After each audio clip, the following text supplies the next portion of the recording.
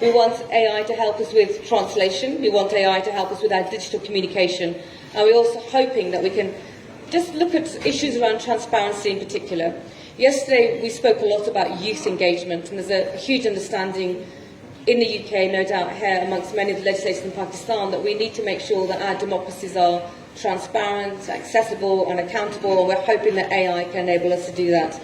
Simple things such as automating the debates that take place, making sure that we can create a visualization of the data that we have, making sure that everybody, regardless of their background and disability, can access the legislative information that we have in our systems already. Even analysing economic data and seeing if the decisions that we're taking are going to improve or disrupt our economy going forward, and also ensuring that when I talk in Parliament, it can be quite complicated language. When Lynn, my senior advisor, gives me guidance, it can be difficult legal language, that we're making the language as simple and as accessible as possible.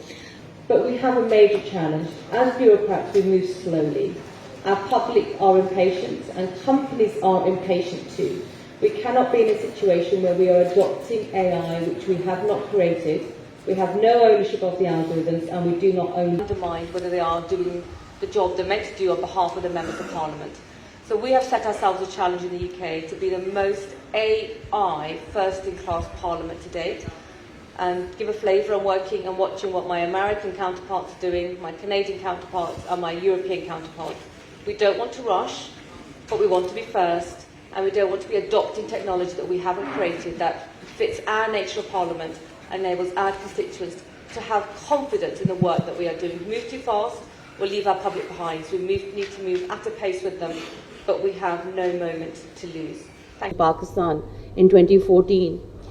And when we were introducing the new technologies in 2014, and when we introduced 3G and 4G in the country, there was a need to ensure that the online rights that are going to be created cannot. So talking about artificial intelligence, which is another technology, the main thing that remains at the helm of the consideration for the legislators, for the parliament, is that the citizens are going to benefit from the new technology, used and become more predominant than the human being.